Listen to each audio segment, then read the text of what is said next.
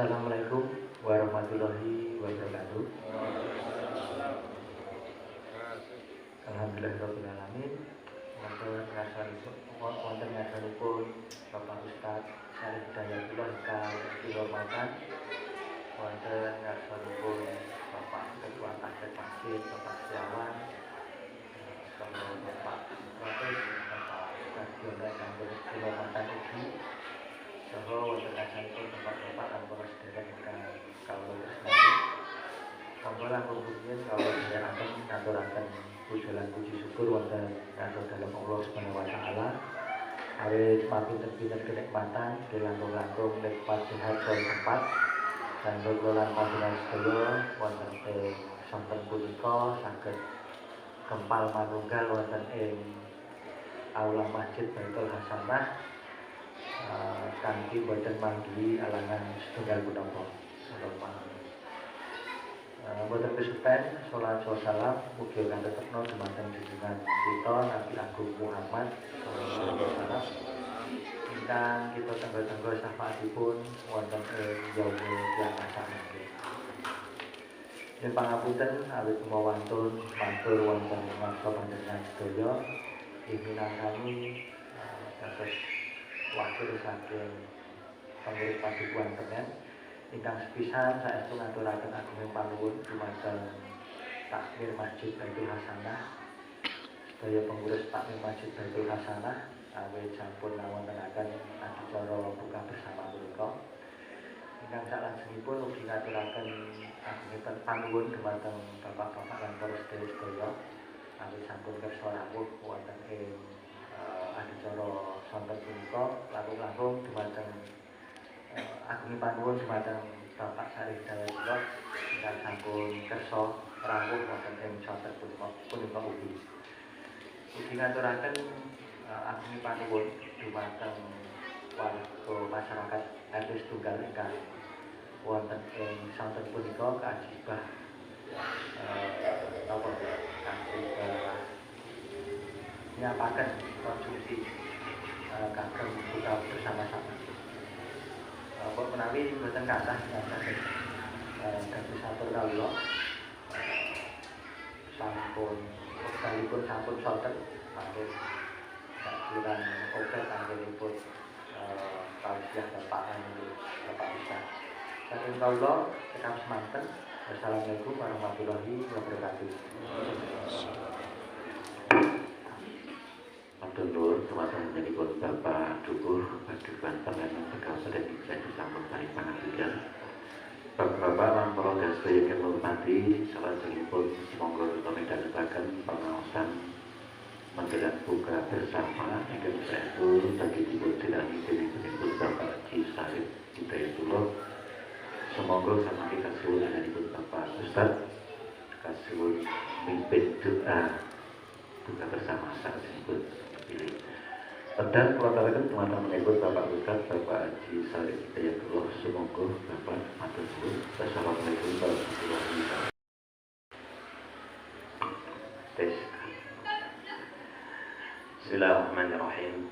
Assalamualaikum warahmatullahi wabarakatuh.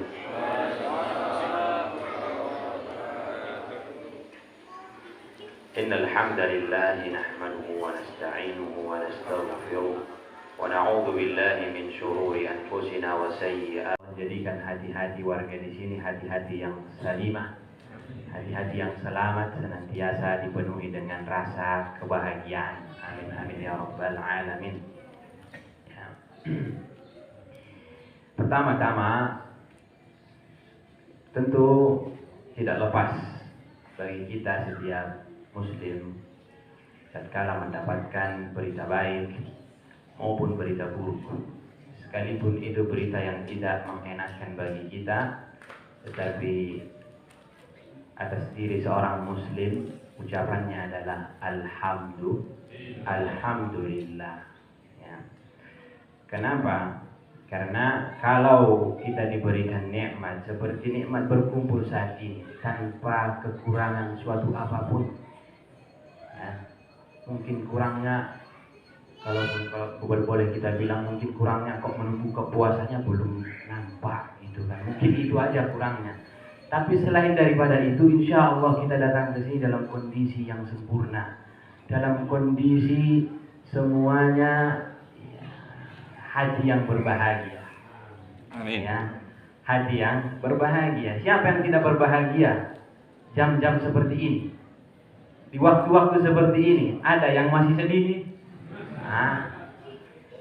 Ya, detik-detik menuju azan maghrib. Semua kondisi bahagia, fisiknya alhamdulillah sehat semuanya. Ya, yang masih belum bisa senyum nih, ini mungkin pikirannya ini masih jauh buka puasa. Ini harus direvisi ya, pasti diperbaiki. Apa yang dimuliakan Allah Subhanahu Wa Taala. Tadi saya sampaikan bahwasanya seorang Muslim itu apapun kondisinya, apapun situasinya, keadaannya, semua ucapan yang kita ucapkan adalah Alhamdulillahirabbil alamin. Spesifik memang kalau kita mendapatkan nikmat berita bahagia, kita ucapkan Alhamdulillahilladzi bi ni'matihi tatimmus shalihat. Ya, segala puji hanya milik Allah. Ya, yang dengan nikmatnya tersebut alladzi bi ni'matihi tatimmus shalihat, menjadi sempurnalah kebaikan. Karena nikmat yang Allah berikan sehingga sempurna kebaikan. Ya. Ada orang diberikan nikmat tapi tak sempurna baiknya. Ya. Mungkin dia sakit, mungkin dia kemudian ketika diberi nikmat itu justru semakin jauh dari kedekatan kepada Allah. Nikmat itu berubah menjadi musibah.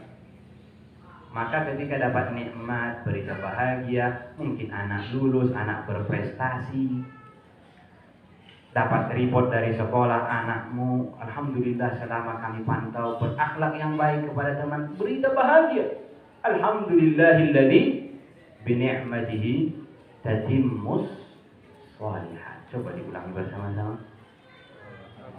Alhamdulillah. Alhamdulillah. Lanjutannya alladzi bi ni'matihi tatimmus shalihat. Yang dengan nikmatnya Allah Subhanahu Wa Taala tadi sehingga menjadi sempurna kebaikan, sempurna.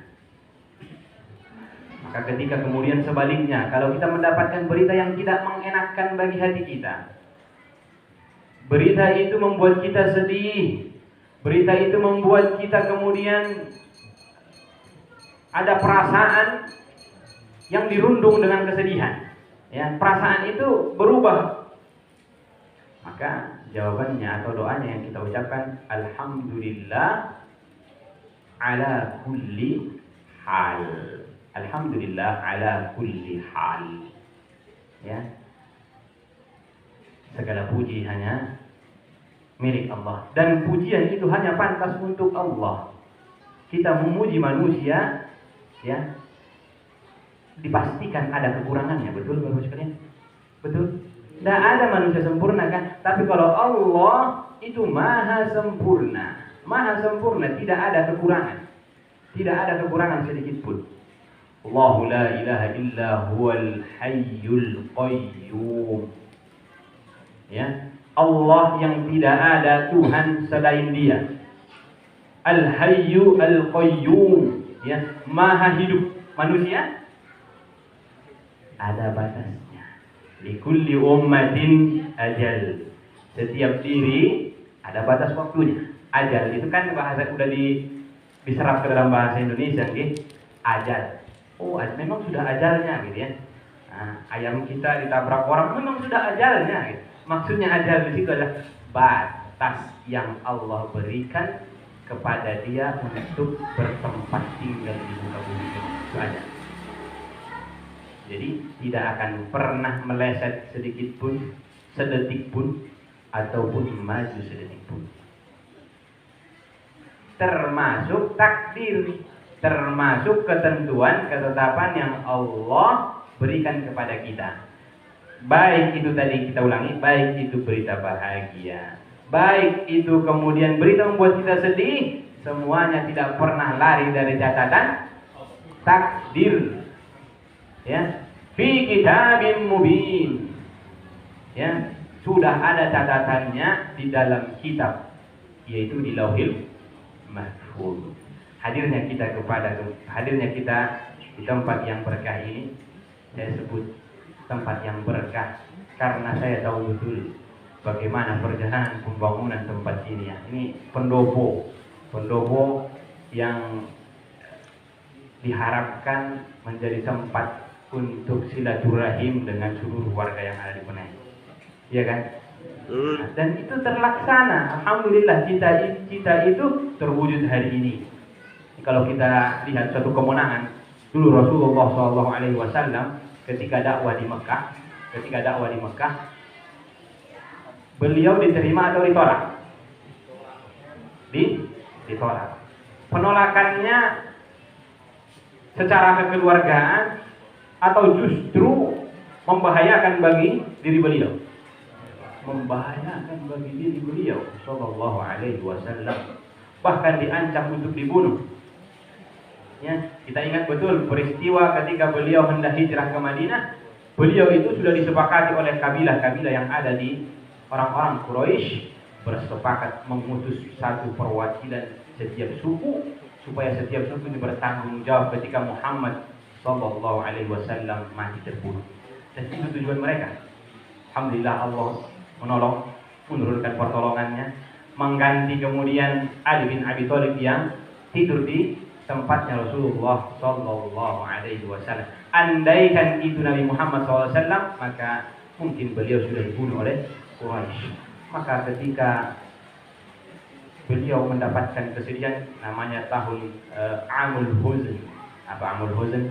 Yaitu tahun kesedihan pada tahun ke-10 pada tahun ke-10 kenabian. Apa ujiannya? Beliau sallallahu alaihi wasallam diwafatkan istri beliau. Diwafatkan oleh Allah kemudian kakek beliau. Ya. Pelindung utama beliau, paman beliau. Ya. Abu Thalib diwafatkan oleh Allah Subhanahu wa taala yang ini melindungi beliau. Dari siapa? Dari upaya untuk mengintimidasi yang dilakukan oleh kafir Quraisy. Maka ketika beliau ditolak di Mekah, kemudian beliau dulu begitu sedihnya melihat sekitar Ka'bah, dulu kan ada patung-patung. Sebelum Islam menaklukkan kota Mekah, mengambil alih dakwah di Mekah, dulu Ka'bah itu dikelilingi oleh patung-patung. Lata, Uzza, Manat, ibunya nih. Ya, Tuhan sesembahannya orang Quraisy. Nah, dan kemudian anak-anaknya banyak, pokoknya di sekeliling Ka'bah itu dipenuhi dengan patung-patung. Patung itu mereka buat sendiri dan disembah sendiri oleh mereka. Di mana akalnya? Di mana akal? Maka ketika Rasulullah SAW terusir dari kota Mekah, dirolimi di kota Mekah, saya sebut diusir karena memang tidak diharapkan kehadiran beliau. Pertanyaannya, yang bisa jawab dapat hadiah doa. Ya. Peristiwa hijrah pertama kali, hijrahnya Nabi Muhammad SAW, kemanakah kota yang dituju beliau? Hijrah pertama kali? Hah? Ayo langsung tadi. Madinah, Yathrib sama Madinah. Bodoh. Ya, dulu namanya Yathrib. Ya, ketika beliau sampai sana berubah namanya menjadi Madinah. Kemana? Hijrah pertama kali yang dilakukan oleh Nabi kita Muhammad SAW yaitu ke kota ke kota pertama. Bocoran. Ke Yathrib itu hijrah yang kedua. Hijrah berpindah dari satu tempat ke tempat lain untuk mendapatkan yang lebih baik. Nah, itu hijrah namanya. Ya, dalam konteks ini adalah hijrah yang berpindah dari tempat ke tempat lain, tempat yang mungkin menerima dakwah beliau. Dan peristiwa itu ketika beliau hijrah ke kota itu, beliau dilempari dengan batu kerikil, dilempari dengan kotoran onta, sampai beliau Shallallahu Alaihi Wasallam yang mulia berdarah-darah. Kota apakah itu? Udah ada ininya, kata kuncinya tadi. Kota Habasah. Hah? Habasah. Taif. Kota Taif. Mudah-mudahan, ini betul nih, hadiahnya doa. Mudah-mudahan Allah tambahkan kepastian ilmu pada yang bisa menjawab tadi dan semua jemaah sekalian. Amin ya rabbal alamin. Ke kota Taif sekalian. Rasulullah SAW sesampainya di kota Taif tadi disampaikan, justru perlakuannya lebih mengerikan daripada beliau di Mekah. Dihina, dilempari dengan kotoran dan kerikil sampai berdarah beliau. Sampai-sampai malaikat penjaga bukit. Penjaga bukit, namanya bukit ini Bukit Hada. Dua bukit. Maka malaikat penjaga bukit ini mendatangi Rasulullah SAW. Ya Muhammad, bila engkau menghendaki, mohonlah kepada Rabbmu supaya saya diizinkan menimpakan bukit ini kepada penduduk Taif sehingga musnah semuanya penduduk Taif. Ya. Maka apa kata baginda Rasulullah SAW? Tidak, wahai malaikat penjaga bukit. Ini mungkin karena ketidaktahuan mereka tentang siapa diriku sebagai utusan, kan? Sebagai Rasul. Saya harapkan mudah-mudahan nanti anak keturunannya semuanya masuk Islam, semuanya mengikuti ajaran Rasulullah SAW. Maka ketika beliau ditolak ini, Allah perintahkan kemudian beberapa tahun setelahnya untuk hijrah ke Madinah. Nah, inilah hijrah yang sangat fenomenal, hijrahnya seluruh kaum muslimin yang ada iman dalam hatinya. Allah perintahkan untuk hijrah ke Madinah. Maka sampainya di Madinah. Nah, beberapa tahun berjalan kemudian kota Mekah dapat ditaklukkan. Disebut dengan Fathul Makkah, pembebasan kota Mekah dari kebiasaan-kebiasaan menyembah patung. Ya. Dari kebiasaan-kebiasaan jahiliyah, dari yang tadinya orang-orang di sekitar Ka'bah itu menolak dakwah, satu pun tidak ada yang mau menerima. Karena tetap yang menguasai Ka'bah ini siapa? Mereka kaum kafir Quraisy. Muslim ketika ingin beribadah di sini pasti didolimi. Itu ada sahabat namanya Abdullah ibnu Mas'ud, ahli Quran, hafal Quran dan ahli Quran.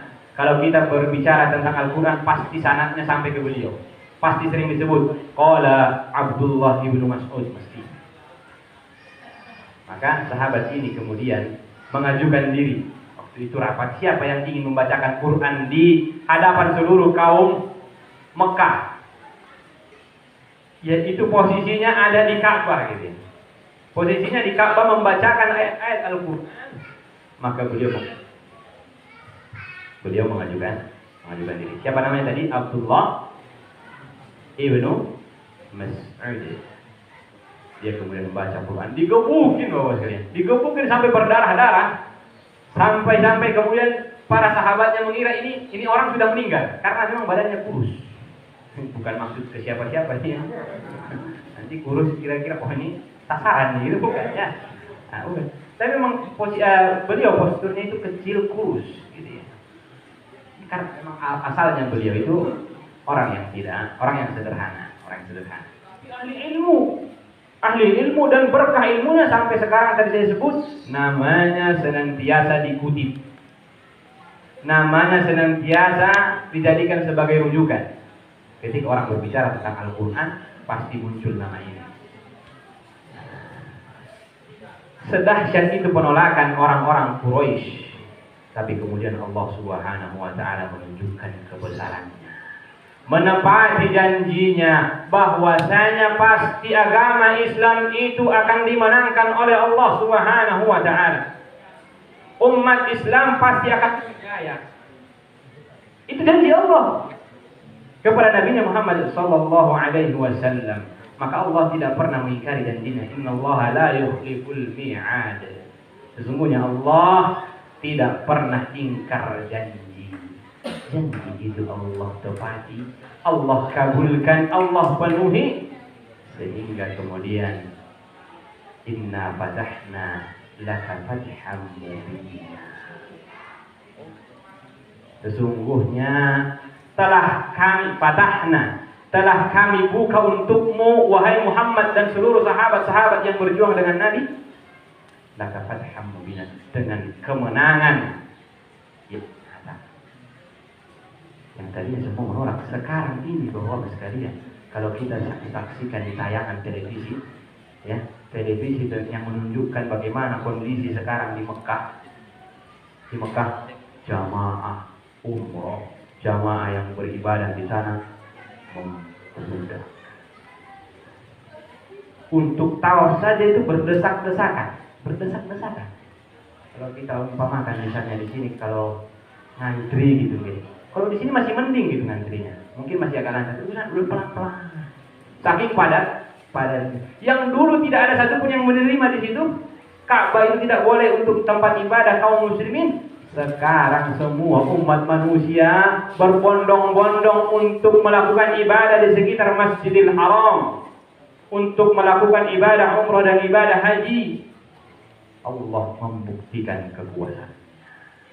Hadirin yang dimuliakan Allah Subhanahu wa taala. Kenapa saya mulai dari sini? Kadang-kala kita sebagai makhluk, sebagai hamba Allah yang dhaif ini, yang lemah ini, kadang-kadang kita meragukan tentang kekuasaan Allah Subhanahu wa taala, tentang janji yang Allah berikan kepada kita. Misalnya, barang siapa yang melakukan saum Ramadan, maka bila itu didasari oleh iman dan mengharap pahala dari Allah Subhanahu wa taala, ghufira lahu ma taqaddama min dhanbi. Man shama Ramadhana imanan wa ihtisaban, ghufira lahu ma taqaddama min dhanbi. Barang siapa yang melakukan puasa Ramadan karena iman dan berharap pahala semata dari Allah Subhanahu wa taala, maka Allah ampuni dosa-dosanya yang telah. Yakin dengan hadis ini? Syaratnya apa? Imanan wa ihtisaban. Kita berpuasa ini Bapak yang dijaga Allah Subhanahu wa taala, orang tua kami, semata-mata karena yakin bahwa perintah wajibnya puasa datangnya dari Allah dan Rasulnya. Kemudian kita yakin pula bahwa yang mengganjar, memberikan balasan pahalanya Allah langsung yang akan memberikan. Bahkan Allah berikan keistimewaan bagi orang yang berpuasa. Salah satu keistimewaannya adalah doanya orang yang berpuasa mustajab. Mustajab. Potensi untuk dikabulkan Allah sangat besar. Dalam sabdanya Rasulullah SAW, ada 3 orang yang doanya tidak akan ditolak oleh Allah Subhanahu wa taala. Thalathatun la turaddu da'watuhum. Ada 3 orang yang Allah pasti tidak akan tolak doa mereka. Al-imamul adil, imam yang adil. Imam ini, pemimpin ini, dalam semua skala, dalam semua tahapan, dalam semua kondisi, pokoknya dia pemimpin. Terlebih-lebih memang ketika dia pemimpin mendapatkan amanah publik, amanah rakyat. Kalau dia menjadi imam yang adil, berusaha untuk memberikan keadilan, maka doanya ini doa yang mustajab. Ya, doa yang mustajab. Kita sebagai pemimpin untuk keluarga, pemimpin di masyarakat seperti Pak Dugu. Ini beliau kita lihat saja kalau adil, doanya mustajab. Ini hadis Rasulullah SAW. Kita sebagai kepala keluarga berlaku adil kepada anak dan istri, memberikan haknya yang sebagaimana semestinya, tidak berlaku zalim kepada mereka, maka doanya mustajab. Yang kedua, as-shaim hatta yuftir. Keistimewaan yang Allah berikan kepada orang berpuasa itu, orang yang berpuasa doanya mustajab sampai dia berbuka puasa. Ini waktu-waktu, berarti waktu mustajab nih untuk kita berdoa. Kalau di Madinah dan di Mekah, kita lihat dari pemberitaan informasi yang dikirim oleh sahabat-sahabat kita yang berangkat ke sana umroh misalnya, itu 15 atau 30 menit sebelum berbuka mereka sudah sibuk berdoa sendiri-sendiri. Doa sendiri-sendiri. Ad-du'a'u silahul mu'min. Doa itu senjata pamungkasnya orang-orang beriman. Tanpa doa, kalau hanya mengandalkan ikhtiar, kadang-kadang makanya ada orang stres. Ada orang kemudian ngamuk-ngamuk gak jelas. Biasanya karena gak dibarengi dengan doa. Maksudnya doa itu hatinya bersandar kepada Allah. Dia menyandarkan semuanya kepada Allah. Fa idza azamta fatawakkal 'ala Allah. Bila dia sudah bertekad melakukan sesuatu hal, maka dia sandarkan kepada Allah, tawakal kepada Allah. Ini doa itu ya, menyerahkan semuanya kepada Allah. Maka istimewa yang berpuasa tadi doanya mustajab. Ya. Banyak sebut keistimewaan yang didapatkan oleh orang-orang yang berpuasa di bulan Ramadan. Di antara yang lainnya Allah Subhanahu wa taala, sabdanya Rasulullah SAW, ada dua kebahagiaan yang dirasakan oleh orang berpuasa. Dua waktu yang dirasakan ini hanya orang berpuasa, khusus orang berpuasa. Ya. Lis-shaimi farhatan. Bagi orang yang berpuasa, kata Rasulullah SAW, mendapatkan dua farhan. Ada yang punya kenalan namanya farhan? Farhan itu maksudnya adalah orang yang bahagia. Bahagia. Ribut. Ada namanya Pak Farhan ya, Pak Ali Farhan ya. Aha. Mantan anggota DPR itu Pak. Aha. Pada kenal loh. Oh. Iya. Farhan. Orang yang bahagia, Farhan. Jadi bukan beliau saja yang berbahagia nih. Orang berpuasa semua berbahagia. Mendapatkan waktu. Orang yang berpuasa mendapatkan dua waktu bahagia untuk dirinya. Pertama, ya, farhatun inda fitri. Hatinya bahagia pada saat berbuka puasa. Pada saat berbuka puasa, kenapa dia berbahagia? Karena saat itu pula semua yang dilarang tadinya ketika dia berpuasa kembali Allah halalkan. Allah halalkan makan, minum dan seterusnya. Allah halalkan kembali. Bahagia, alhamdulillah. Ini kebahagiaan orang berpuasa. Tapi kalau dia nggak berpuasa, puasanya batal. Justru dia akan merasakan kesedihan. Justru di hatinya itu galau. Memang orang bermaksiat itu, ya, nih, orang yang melakukan amal soleh, Allah hadirkan pada hatinya, yaitu yang disebut dengan sakinah. Sakinah, tenang. Orang melakukan amal kebaikan itu, dia akan mendapatkan timbal baliknya tenang, bahagia. Sebaliknya maksiat itu, orang yang tadi tidak puasa di siang hari bulan Ramadan, maka hatinya diliputi kegelisahan, kekhawatiran. Apalagi tadi pengen dapat kebahagiaan waktu berbuka, hilang sama sekali. Khusus orang berpuasa. Ya. Terus kemudian alasan kedua, kenapa orang berbuka puasa itu merasakan bahagia? Ya, karena dia yakin bahwasanya Allah Subhanahu wa taala telah menetapkan pahala puasanya. Harus selalu demikian. Ketika kita berbuat baik itu husnuzon, ya Allah, semoga Engkau terima. Ketika Nabi Ibrahim alaihissalam dan Ismail alaihissalam, putranya beliau, diperintah oleh Allah Subhanahu wa taala untuk meninggikan bangunan Ka'bah. Dan itu selesai mereka lakukan, meninggikan bangunan Ka'bah.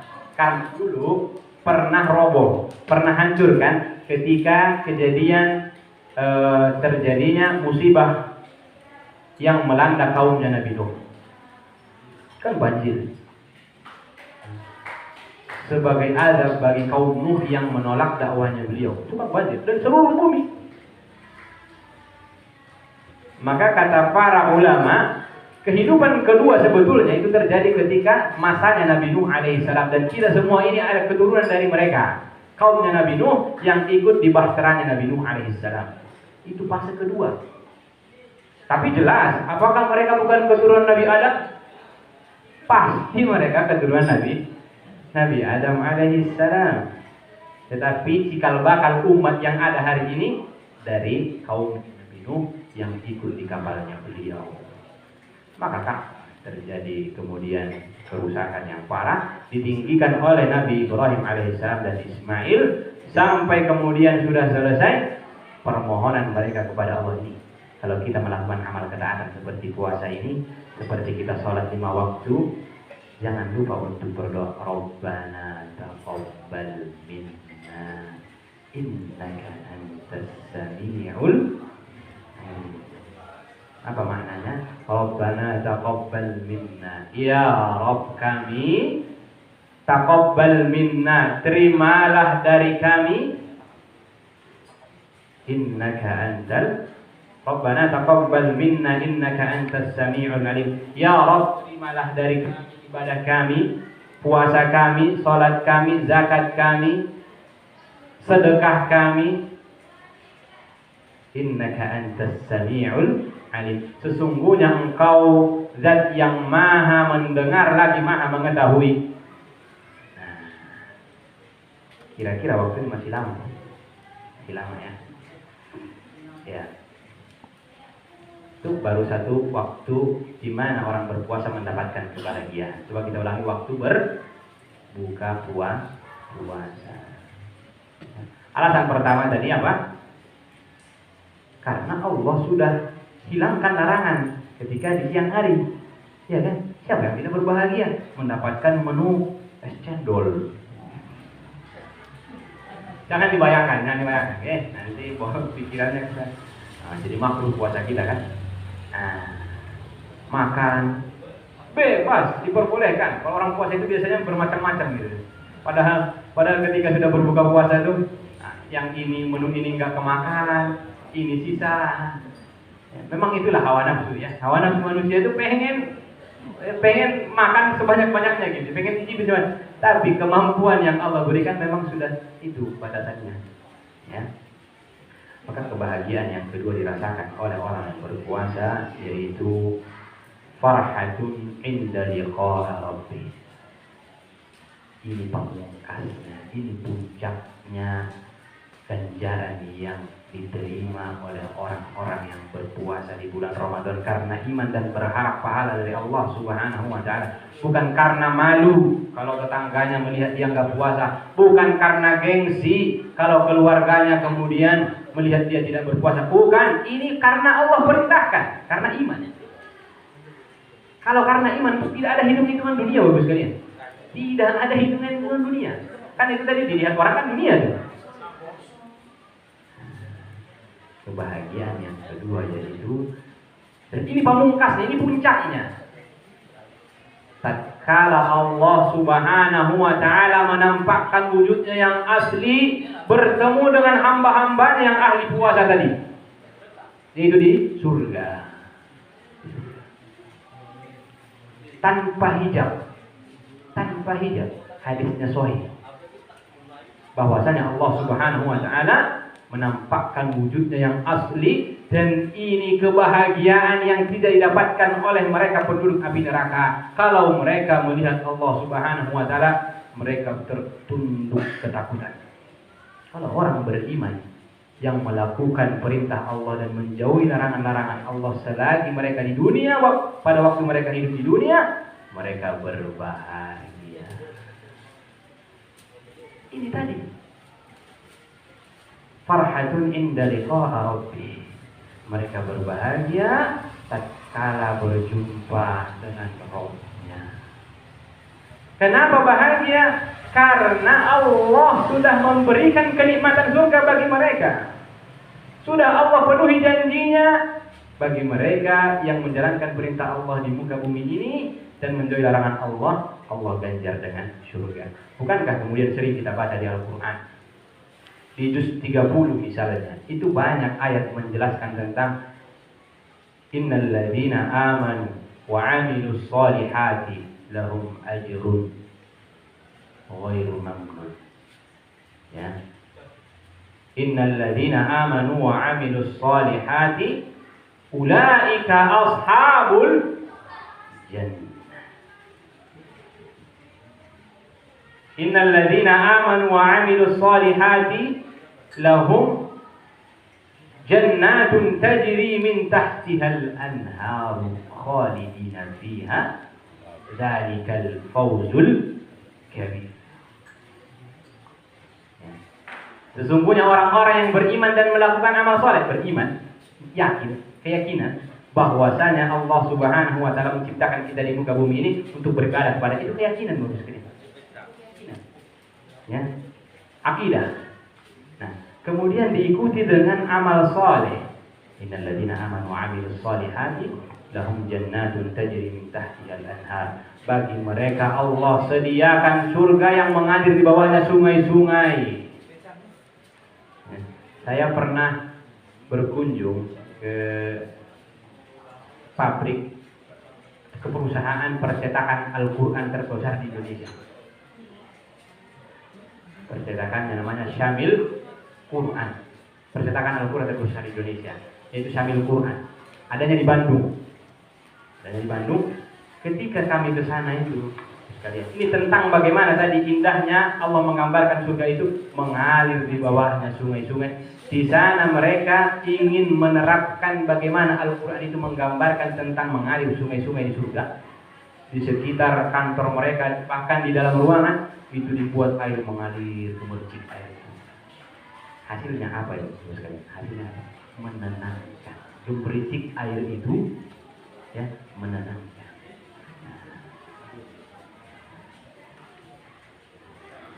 Itu kebahagiaan yang didapatkan khusus bagi orang-orang yang berpuasa. Oleh sebab itu Bapak sekalian yang dimuliakan Allah Subhanahu wa taala, masih semangat? Masih semangat? Iya. Kalau minumannya nggak nyampe ke sana masih semangat? Oh, nggak kompak ya. Nah, ini waktu berbuka sebentar lagi ya, sekitar mungkin hanya 5 menit lagi. Saya tutup dengan bagaimana Ramadan kita ini agar membekas pada hati kita. Bagaimana caranya? Pertama, ikhlaskan seluruh niat kita murni untuk mendapatkan pahala dari Allah Subhanahu wa taala. Kita berlelah berpuasa, menahan lapar dan dahaga. Ya, tujukan itu semua karena ingin betul-betul sebagai hamba Allah, sebagai hamba itu budak, merendah kepada Allah. Kemudian sholat tarawih kita, ya, juga sama. Niatnya ikhlas karena Allah itu pertama. Supaya nanti keluar dari Ramadan istiqomah. Sholatnya istiqomah, berbuat baiknya, dermawannya, sedekahnya istiqomah. Bukan hanya di Ramadan, maka dimulai dari niat yang ikhlas. Kedua, jangan kemudian bosan untuk berdoa kepada Allah. Minta terus kepada Allah. Bedanya dengan makhluk. Kalau Allah Subhanahu wa taala semakin diminta, semakin Allah perhatikan hamba itu. Semakin hamba itu merendah di hadapan Rabb-nya, semakin Allah peduli kepada dia. Bedanya dengan makhluk manusia, semakin kita mendekat kepada dia, meminta kepada dia, dia akan semakin jauh. Wah, si fulan datang, oh ini kayaknya sama ini kasusnya nih. Nah, pinjaman lagi nih. Tapi kalau Allah diminta terus, justru Allah semakin menunjukkan rahmatnya kepada kita. Minta kepada Allah, ya Allah mohon taufikmu ya Allah. Mohon petunjukmu ya Allah. Ya Allah, hamba banyak melakukan salah dan dosa. Mohon kepada Allah agar diistiqomahkan dalam ibadah. Itu yang kedua.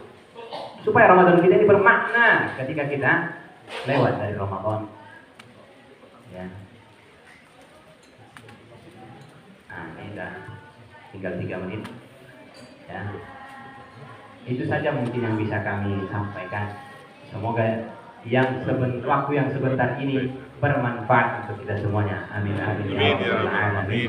Barakallahu fiikum wa akhiru da'wana alhamdulillahi rabbil alamin. Wassalamualaikum warahmatullahi wabarakatuh.